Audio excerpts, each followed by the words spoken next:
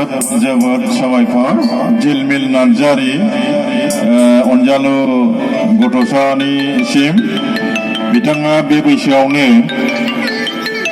एसेबां ताल मिल मिलायनानै मेथाइ रोजाबलांनो हादों। आङो मिजिंथिदों इयुनाव बियो सासे मोजां मेथाइ खनगिरि जाहैखासिगोन बेखौ नुसारखानाय।